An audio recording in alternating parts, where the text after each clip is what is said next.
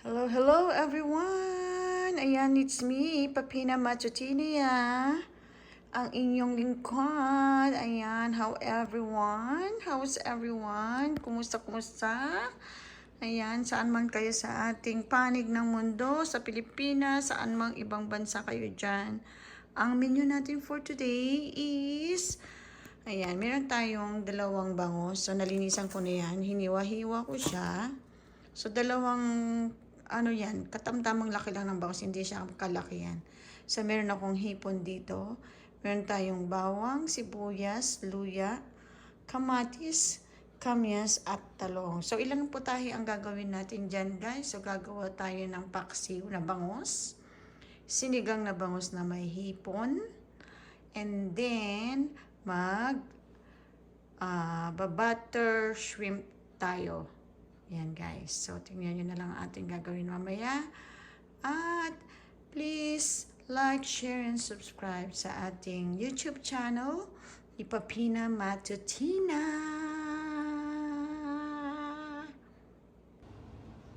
Ayan, si Papina Matutina. Ayan, magpapaksiw tayo ng bangus. Naglagay ako ng bawang. And then, sibuyas. And then, luya. Ayan ang ating luya. And then, lalagyan natin ang ating bangus. Hindi tayo magluluto ng konti lang kasi si Kaindoy lang po ang kakain ng paksiw. So, ayan. Siya lang ang kakain ng paksiw. Magpapaksiw lang tayo ng ilan. And then, maglalagay tayo ng talong. Yan ang ating talong. Ayan. And then, lalagyan natin ngayon ng paminta. So, ayan na nga guys. Ilalagay tayo ngayon ng paminta. Ating paminta, damihan natin. Ayan. And then, our salt. This is our salt. Iodized salt yan. Hindi natin lalagyan ng marami. And then, lagyan natin siya ng MSG. Ayan. Hello guys. Nga pala, sabi ng iba is, dati kasi gumagamit ako ng Magic Sarap. But they said, mas magandang gamitin ang MSG kaysa sa Magic Sarap. And then, lagyan natin ang ating suka. Here we go. Okay, wala pala tayong sili. Tingnan natin kung meron tayong sili sa ref. Let me check.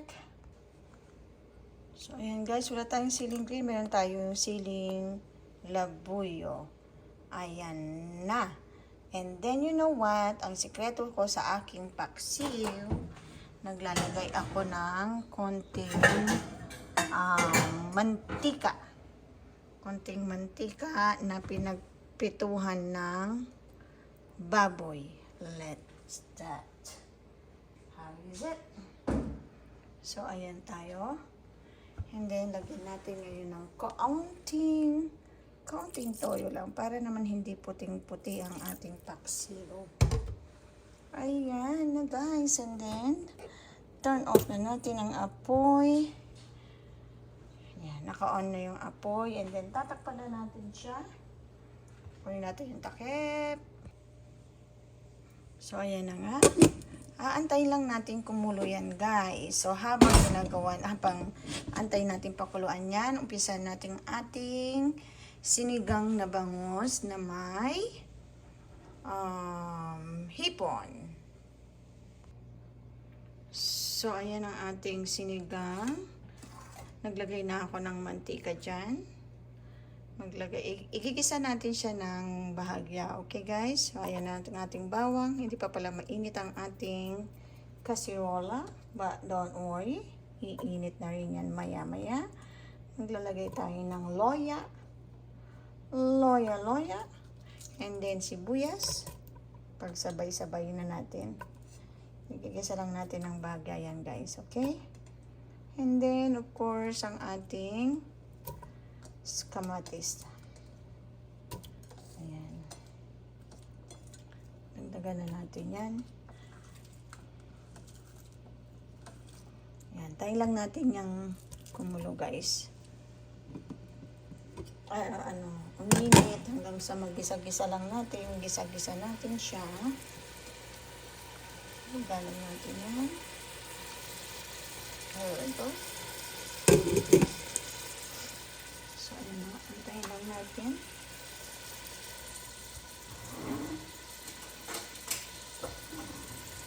Nakita yan guys.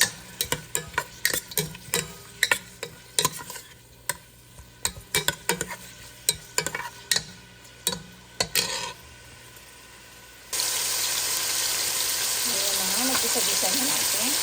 Meron akong frozen na kamias dito.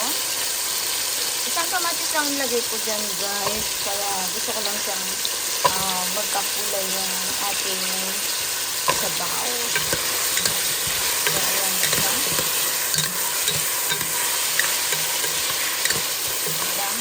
Ganda ng color.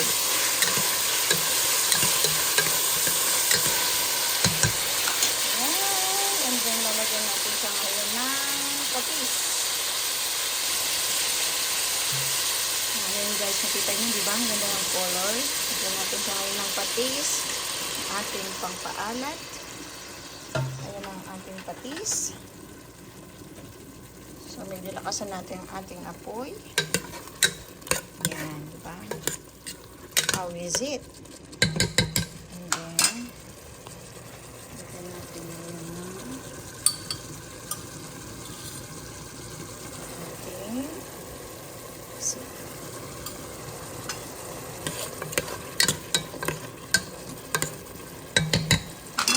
so, habang inaantay natin, medyo lumambot ang ating kamyas kasi frozen po yan.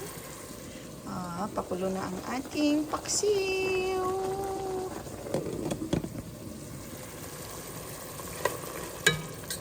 So, ayan, lagyan natin ng tubig na ang ating sinigang. So, lagyan na natin ang ating water, ang ating sinigang. Hintay lang natin kumulo yan hanggang sa lumambot ang ating kamyas. Ayan, konti lang naman yan kasi hindi naman tayo mag-ano ng madami. Ang ano lang dito is yung para sa sabaw. Yan, hantayin natin kumulo. Tatakpan natin. So, ayan. Antayin na lang natin siyang kumulo, guys. Takpan natin siya. Ang ating paksiw ay kumukulo na. Wow!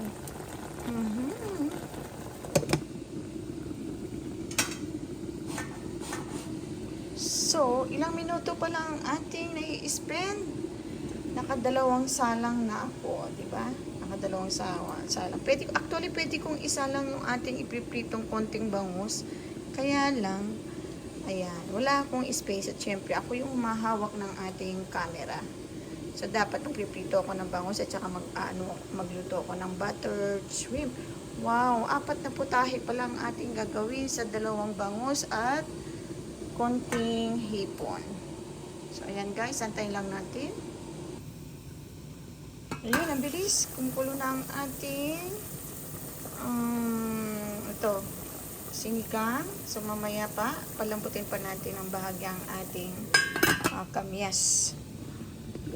At ang ating paksiw ay malapit ng maluto.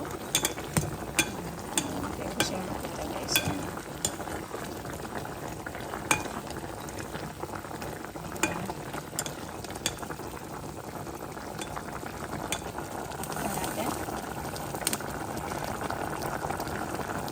Wow, asin.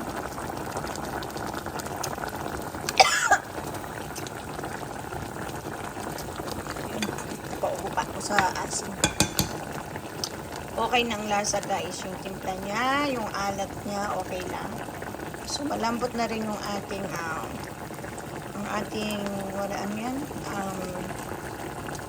talong.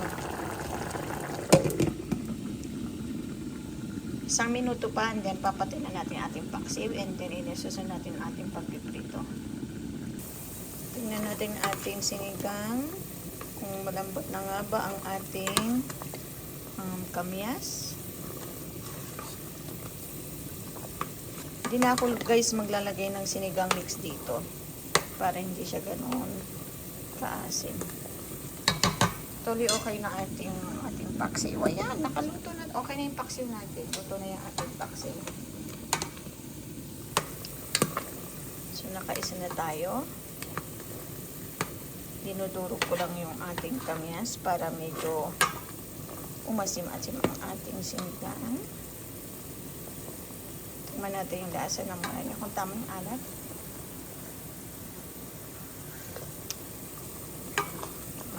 Okay. So, medyo kulang-kulang pa ng asin.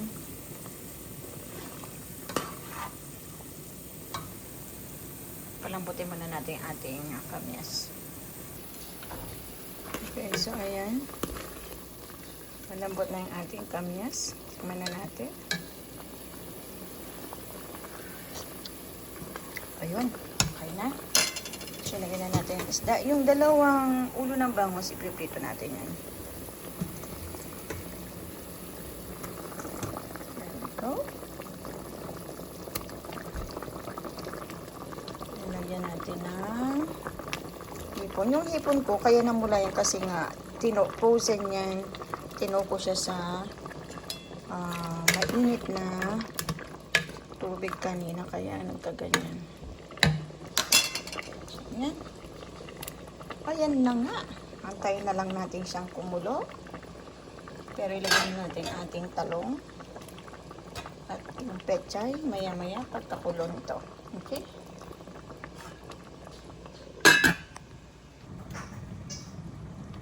So, ayan. Kumukulo ng ating sinigang. Ayan guys, ang ganda ng kulay ng ating sinigang. O, diba? Nalambot na ba yung ating talong? Nalambot ba yung ating gulay? Dahil may asin na siya. Hindi ko lang kung nalambot yung ating gulay. Ayan guys. Diba?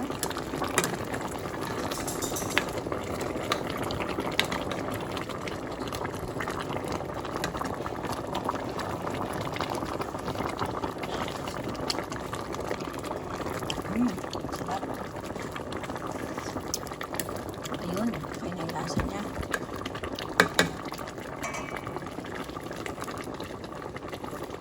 Ayan. Lagyan na natin yung ating bok choy.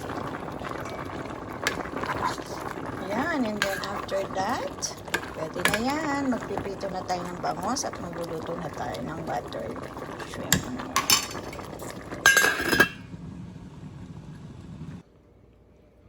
So, ayan. Okay na ang ating sinigang na bangos na may hipon. O, diba? Looks yummy.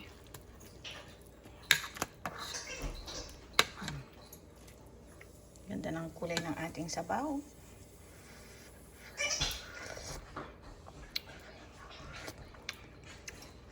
Ayan ang ating sinigang na hipon. Ay, bangos na may hipon. Sinigang sa, ang pangalan yan, kamyas. Ayan, hello guys. Magluluto na tayo ng butter shrimp. Ayan ang ating butter. I-melt lang natin ating butter.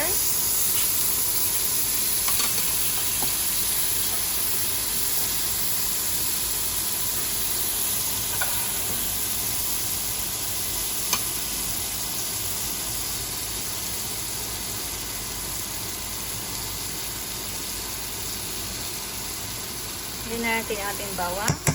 Habang nagme-melt yan, para maluto na rin ating bawang.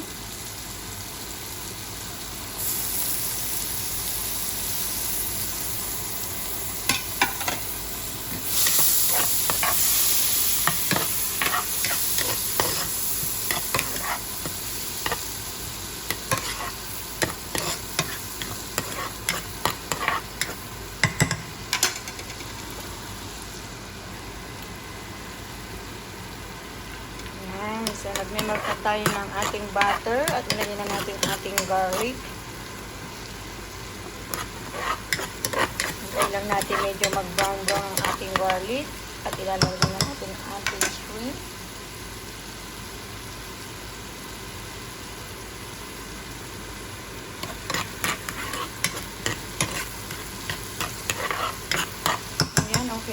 dahil sa ayaw natin siyang masunog. Lalagyan na natin ang ating shrimp. There we go.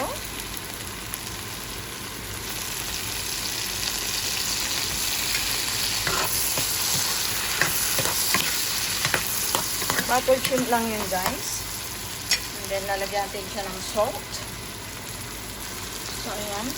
Lagyan na rin natin siya ng salt.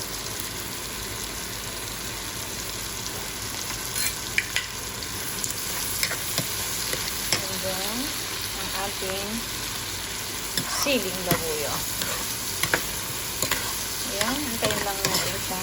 Hindi natin siya i-overcook, guys. Kasi pag na-overcook mo yan, yung bulat ng shrimp, didikit na sa laman niya. So, mahirap siyang kainin. So, ganun po ang sikreto ng pagluluto ng ating shrimp. Kailangan half cook lang yan. So, sa bagya lang natin lulutuin yan. Saka syempre, para hindi siya dry, para ma-juicy pa rin yung ating laman ng shrimp. Tatakpan ko lang ng kaunti lang. After 1 minute, ito na yan. Okay, guys? So, ayan, guys. Luto na ang ating garlic shrimp. So, ang bilis nating nakaluto, diba? Ganun lang kabilis magluto kapag lahat ay prepared na. So, ayan na nga. Transfer natin siya sa isang lagayan at tayo ay magpipito naman ng bangos. So, doon sa dalawang bangos, nakaluto tayo ng tsaka yung kalahating kilong shrimp. Nakaluto tayo ng paksiw na bangos. Sinigang na bangos na may hipon. Ayan, may konti tayong buttered shrimp at ipiprito natin yung ating dalawang bangus na, ulo ng bangus. Ayan, sa same kawali na pinaglutuan natin ng buttered shrimp. Nagdagdag lang ako ng mantika dyan at ipiprito na natin itong ating ulo ng bangus. There we go. Pag nagtatalsik siya. Ayan na nga, guys. Tapos na tayong magluto. So, sa ating dalawang bangus na hindi ganun kalakihan, so nakagawa tayo ng 4 na putahe. Pinirito ko yung dalawang ulo ng bangus. And then, nakapag-buttered shrimp tayo. And then, yung katawan ng isang bangus is sinigang ko siya na may hipon. Sinigang sa kamyas na may hipon, talong bangus at saka yung bok choy. And then, ayan, nakapagpaksiw pa tayo. Ayan, di ba? Okay na yan. Ayan. Chibuga na, guys. Thank you. Have a good day. Never say goodbye. Tomorrow is another day. God bless everyone.